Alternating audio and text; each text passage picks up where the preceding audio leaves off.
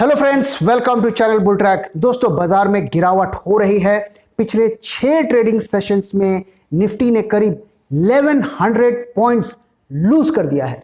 तो इस 1100 पॉइंट्स को गेन करने के लिए निफ्टी को लगे थे करीब 20 से 21 ट्रेडिंग सेशंस, और जिसे उसने लूज कर दिया सिर्फ 6 ट्रेडिंग सेशंस में।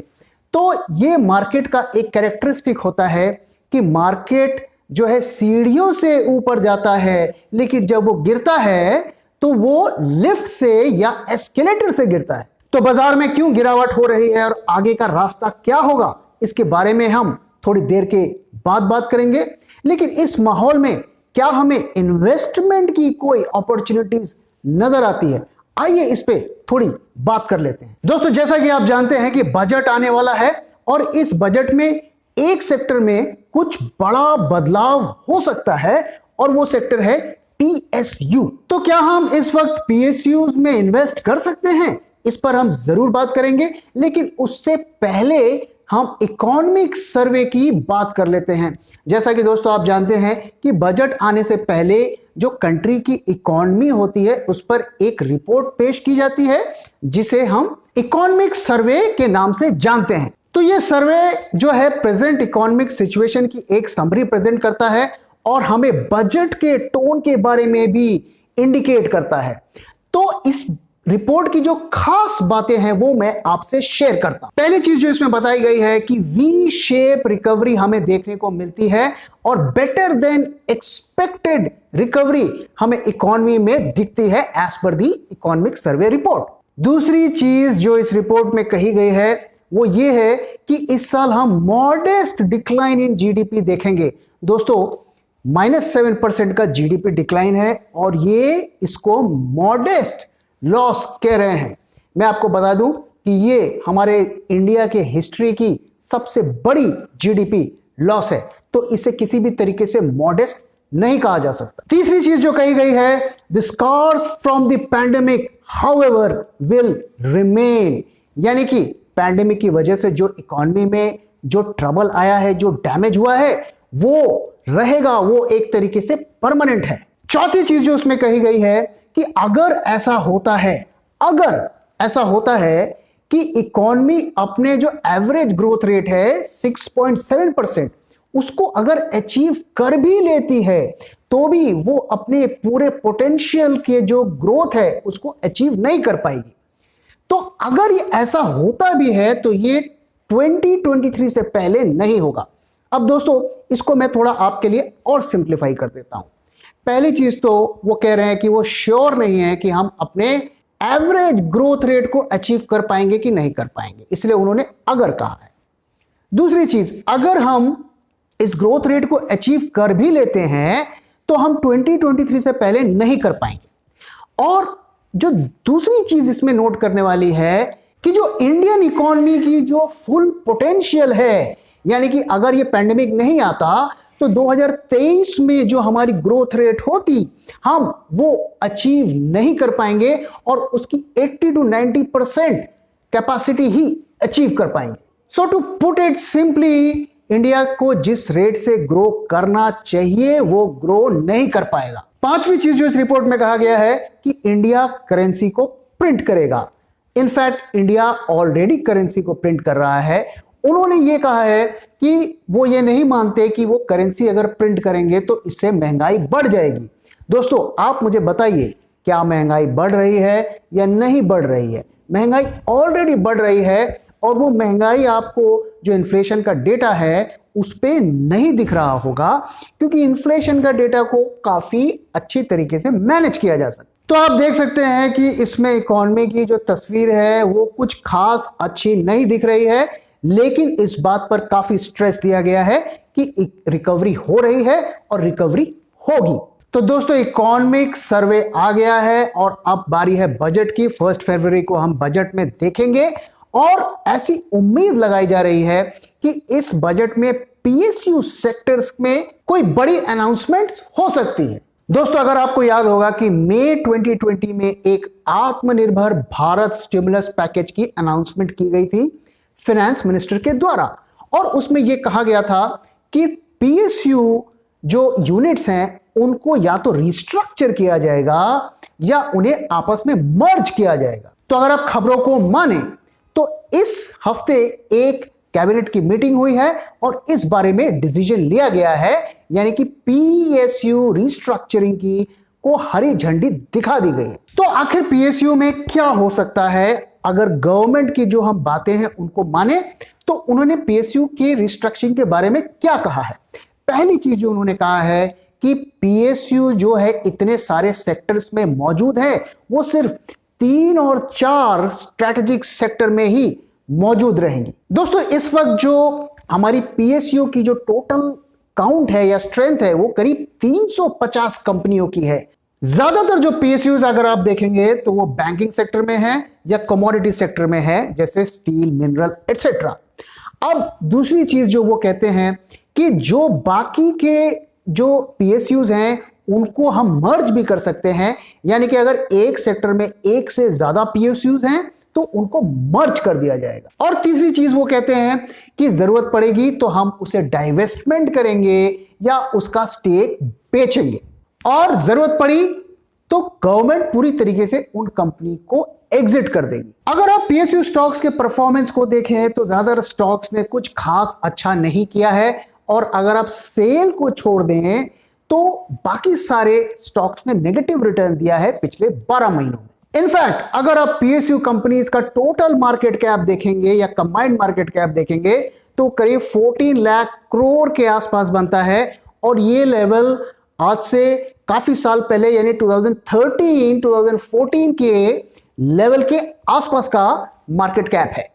तो आप देख सकते हैं कि पीएसयू कंपनीज के जो स्टॉक्स हैं वो कुछ खास अच्छा नहीं कर रहे हैं, और इसकी एक वजह यह है कि पीएसयूज को ग्रो करने के लिए गवर्नमेंट ने कुछ खास कदम नहीं उठाए। इनफैक्ट उनको पिछले कुछ सालों में ज्यादा से ज्यादा खोखला ही किया गया है, और अब हालात ये हैं कि अगर उन्हें डाइवेस्ट नहीं किया गया तो वो बंदी के कगार पर पहुंच जाएंगे। इस वजह से इसकी पॉसिबिलिटी है कि उन्हें कौड़ियों के भाव शायद बेचा जाएगा। तो पीएसयू कंपनीज के जो वैल्यूएशन है वो काफी लो है। अगर आप देखें तो निफ्टी इस वक्त जहां 35-37 पीई पर ट्रेड हो रही है, ज्यादातर पीएसयू के स्टॉक्स आप देखेंगे तो वो 10, 12, 15 पीई पर ट्रेड हो रहे हैं। और जैसा कि मैंने बताया कि पीएसयू की जो ज्यादातर कंपनियां हैं या तो वो बैंक में हैं या फिर वो जो है कमोडिटी में है। अब बैंकों में क्या प्रॉब्लम है आपको पता है, एनपीए की प्रॉब्लम है, और पीएसयू बैंक्स में एनपीएस काफी ज्यादा हाई है, तो इस वजह से उनमें ग्रोथ हमें देखने को नहीं मिला।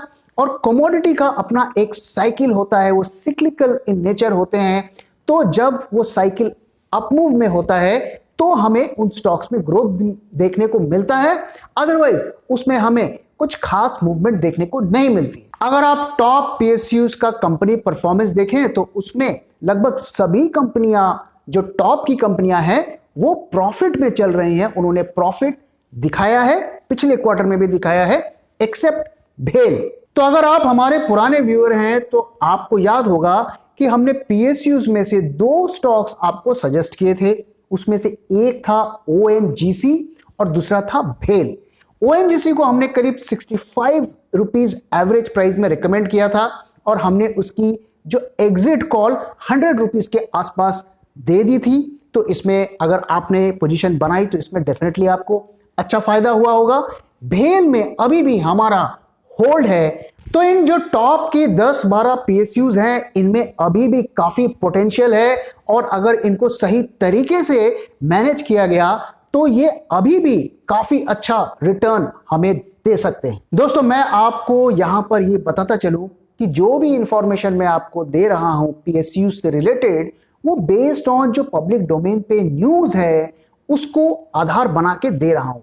मुझे नहीं पता कि बजट में फाइनेंस मिनिस्टर क्या बोलने वाली है पीएसयू से रिलेटेड, क्या वो डाइवेस्टमेंट करेंगी, रिस्ट्रक्चरिंग करेंगी, क्या कोई अनाउंसमेंट करेंगी, मुझे नहीं पता। लेकिन मैं एक स्पेकुलेट कर रहा हूं based on the news flow available on public domain. तो क्या हमें पीएसयूज में अभी इन्वेस्ट करना चाहिए? देखिए दोस्तों, इस वक्त ये कहना बहुत जल्दीबाजी होगी कि हमें पीएसयू में तुरंत इन्वेस्ट करना चाहिए। हमें बजट का वेट करना चाहिए और देखना चाहिए कि फाइनेंस मिनिस्टर पीएसयूज को लेकर क्या करती हैं और क्या कहती हैं। लेकिन इसके साथ प्रॉब्लम यह है कि अगर कुछ पॉजिटिव अनाउंसमेंट आती है तो पहले ही दिन स्टॉक्स इतने भाग जाएंगे कि आप उसमें पोजीशन नहीं बना पाएंगे। लेकिन फिर भी मेरी सलाह रहेगी कि हमें वेट एंड वॉच करना चाहिए। अगर हम 5, 7, 8, 10% का अप मूव छोड़ भी देते हैं तो हमें इसके लिए दुखी नहीं होना चाहिए। जब भी हम पोजीशन बनाएं तो based on proper research, proper study हमें बनाना चाहिए। लेकिन अगर आप एक रिस्की इन्वेस्टर हैं, आप एक स्पेकुलेटिव इन्वेस्टमेंट करना चाहते हैं, तो आपको क्या करना चाहिए? अगर आप इस कैटेगरी के इन्वेस्टर हैं कि आप एक कैलकुलेटेड रिस्क लेना चाहते हैं, तो मेरी सलाह रहेगी कि आप पीएसयू का एक बास्केट बना लीजिए और उसमें एक छोटा मोटा अमाउंट डाल दीजिए और मार्केट जब खुले मंडे को उसी वक्त आप पोजीशन बना लीजिए और 12, 1, 2 बजे तक अगर कोई अनाउंसमेंट आती है तो अपने पोजीशन को कंटिन्यू रखिए।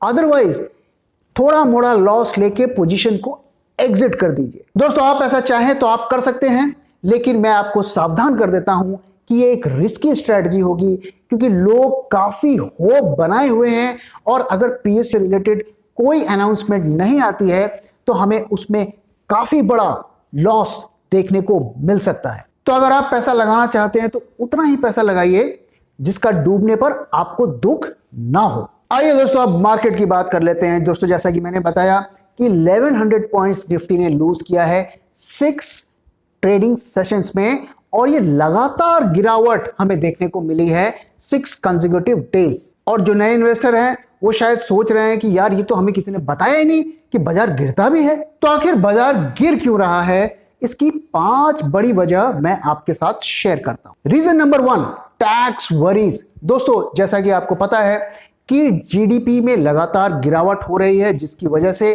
टैक्स कलेक्शन पे इंपैक्ट हो सकता है। हालांकि पिछले क्वार्टर के जो टैक्स कलेक्शंस थे वो काफी प्रॉमिसिंग दिखे, लेकिन एक्सपर्ट्स का ये कहना है कि ये सस्टेनेबल नहीं है और ये आने वाले क्वार्टर्स में हमें इसमें डिक्लाइन देखने को मिलेगा। अब जब गवर्नमेंट के टैक्स कलेक्शन कम हो जाएंगे तो गवर्नमेंट को रेवेन्यू का शॉर्टफॉल होगा, तो गवर्नमेंट को पैसे चाहिए, तो कुछ पैसे तो वो नोट छाप के कमा लेगी, लेकिन अल्टीमेटली उन्हें कहीं ना कहीं से जो टैक्स को बढ़ाना ही पड़ेगा। तो मार्केट ये एंटिसिपेट कर रहा है कि कुछ सेक्टर्स में टैक्स में काफी ज्यादा जो है बढ़ोतरी हो सकती है और मार्केट को यह भी डर है कि कहीं स्टॉक मार्केट्स में, कैपिटल मार्केट्स में ज्यादा टैक्सेशन लागू ना कर दिया जाए। तो लोग रिस्क नहीं लेना चाहते हैं और वो अपने पोजीशंस को डंप कर रहे हैं। दूसरा जो रीजन है, बैंक्स के रिजल्ट्स। दोस्तों, बैंक्स के Q3 के रिजल्ट्स आने लगे हैं और हम आपको उस रिजल्ट्स की एक समरी आपके साथ शेयर कर रहे हैं। अगर आप इन रिजल्ट्स को देखें तो आधे बैंक्स ने तो प्रॉफिट पोस्ट किया है, आधे ने लॉस पोस्ट किया है, लेकिन जिन्होंने प्रॉफिट भी पोस्ट किया है उसमें भी हमें काफी ज्यादा कंसर्न्स दिख रहे हैं और उन कंसर्न्स को मैंने आपके साथ शेयर किया है। अब आप देखिए, लीडिंग बैंक्स भी जो है लॉस पोस्ट कर रहे हैं। इसका क्या मतलब है? इसका मतलब है कि आने वाले टाइम में हमें बैंक्स में और भी ज्यादा बुरी प्रॉब्लम्स दिख सकती है। और दोस्तों, बैंक के रिजल्ट्स इसलिए इंपॉर्टेंट होते हैं कि बैंक जो होता है वो इकोनॉमी का मिरर इमेज होता है। जो इकोनॉमी में होता है वही बैंक में होता है। तीसरा जो कारण है, RIL का फॉल, यानी रिलायंस में जो फॉल हमें देखने को मिल रहा है। दोस्तों, रिलायंस ने अपने Q3 के रिजल्ट्स पोस्ट किए और उसमें 12.5% का प्रॉफिट ग्रोथ दिखाया। दिखने में तो ये काफी अच्छा लगता है, लेकिन जो उसमें एक रिजल्ट में ट्रांसपेरेंसी की काफी कमी है और उसमें जो उनके रेवेन्यू का प्रॉपर ब्रेकअप नहीं दिख रहा है कि किस सेक्टर में ग्रोथ हो रहा है और किस में नहीं हो रहा है। तो ऐसा लग रहा है कि वो छिपा ज्यादा रहे हैं और दिखा कम रहे हैं। इसकी वजह से जो इन्वेस्टर्स में नर्वसनेस है, उन्हें लग रहा है कि रिलायंस को छिपाने की कोशिश कर रहा है, शायद कोई बड़ा ट्रबल अंदर में उसके चल रहा है और इस वजह से स्टॉक को वो डंप कर रहे हैं। और हमने देखा कि पिछले कुछ महीनों में करीब 700 रुपीस की गिरावट रिलायंस के स्टॉक में हो गई है। तो रिलायंस एक इंडेक्स हैवी वेट है, तो रिलायंस अगर इस तरीके से गिरेगा तो वो इंडेक्स पे डेफिनेटली एक प्रेशर क्रिएट करेगा। चौथा जो कारण है, अनसर्टेनिटी रिगार्डिंग US स्टिमुलस। दोस्तों जैसा कि आपको पता है कि यूएस स्टिमुलस का जो सेकंड पैकेज है उसमें काफी टाइम से बात चल रही है। वो एक बड़ा पैकेज है 1.9 ट्रिलियन यूएस डॉलर्स का, और उसमें अभी ऐसी खबरें आ रही हैं कि उसमें अनसर्टेनिटी बनी हुई है और जिसकी वजह से डिले हो सकता है और मार्च से पहले आने की उम्मीद नहीं है। और यह भी एक बड़ा प्रश्न है कि क्या वो आ पाएगा कि नहीं आ पाएगा। यूएस से ही एक और जो एक इंटरेस्टिंग खबर आई है कि बाइडेन ने बोला है कि वो यूएसए में मैन्युफैक्चरिंग में फोकस करेंगे। दोस्तों यूएसए की जो इकोनॉमी है उसमें मैन्युफैक्चरिंग का शेयर सिर्फ 12.5% है, और उसमें भी ज्यादातर जो मैन्युफैक्चरिंग होती है वो डिफेंस इक्विपमेंट्स की होती है। और जो नॉर्मल मैन्युफैक्चरिंग है, जो आपके अप्लायंसेस हो गए या साबुन तेल एटसेट्रा, वो उनका ज्यादातर जो है आउटसोर्स किया जाता है। इंडिया, चाइना, वियतनाम, बांग्लादेश, इन कंट्रीज से बनकर सामान उनके यहां पहुंचता है। लेकिन बाइडेन कहते हैं कि वर्ल्ड वॉर 2 से पहले यूएसए मैन्युफैक्चरिंग का हब था, बड़ी बड़ी मैन्युफैक्चरिंग यूनिट्स थी, तो आज यूएसए में मैन्युफैक्चरिंग क्यों नहीं हो सकती है। अब देखना यह है कि बाइडेन क्या करते हैं, मैन्युफैक्चरिंग को कितना पुश देते हैं और क्या यूएसए में वो मैन्युफैक्चरिंग को रिज्यूम कर पाते हैं। अगर ऐसा होता है तो ये चाइना के लिए तो बहुत नुकसानदेह होगा ही, इंडिया के लिए भी बहुत ज्यादा नुकसानदेह होगा। और पांचवा रीजन, जो सबसे बड़ा रीजन है, एफआईआई सेलिंग।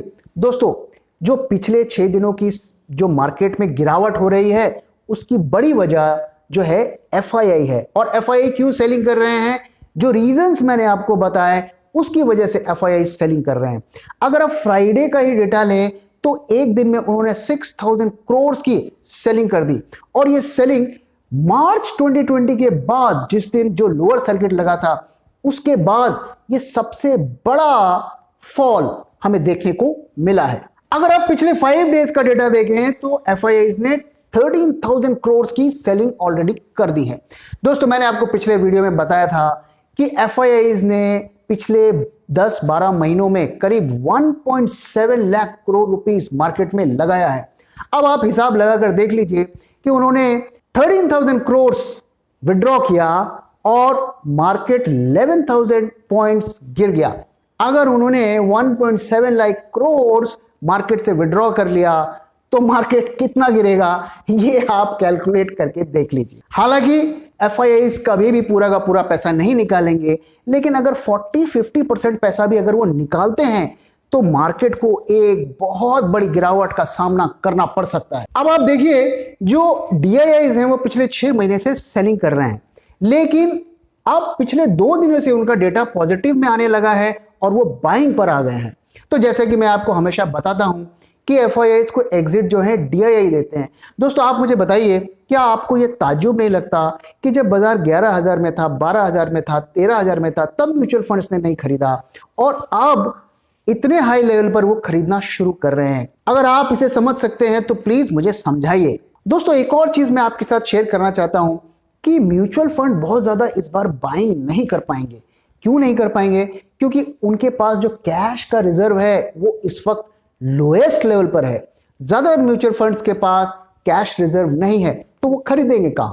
दूसरी चीज ये है कि उनके ऊपर इस वक्त काफी रिडम्पशन का प्रेशर है, क्योंकि लोग बोल रहे हैं कि म्यूचुअल फंड में तो कुछ रिटर्न मिल नहीं रहा है, तो पैसा निकाल के क्यों ना हम डायरेक्ट इक्विटी में लगाएं, जिसकी वजह से उनके ऊपर लगातार एक रिडम्पशन का प्रेशर बना हुआ है और इसी वजह से वो पिछले कुछ महीनों से सेलिंग कर रहे हैं। तो अब अगर उनको खरीदारी करनी है तो उन्हें फ्रेश फंड्स रेज करने पड़ेंगे, और मेरा अनुमान है कि आने वाले कुछ दिनों में आप फिर टीवी पर वो एड्स देखेंगे कि म्यूचुअल फंड सही है और आपको मोटिवेट किया जाएगा कि आप म्यूचुअल फंड्स को फिर से चंदा दें। तो दोस्तों बजट अब आने ही वाला है और बजट में अगर कुछ इंटरेस्टिंग मुझे दिखता है तो मैं बजट के तुरंत बाद एक फ्रेश वीडियो आपके लिए लेकर आऊंगा। फिलहाल मैं इस वीडियो को यहाँ पे खत्म कर रहा हूं। वीडियो कैसा लगा जरूर बताइए, और वीडियो अगर पसंद आया है तो प्लीज वीडियो को लाइक करिए, अपने दोस्तों के साथ शेयर करिए और हमारे चैनल को सब्सक्राइब करिए। Thank you very much for your time.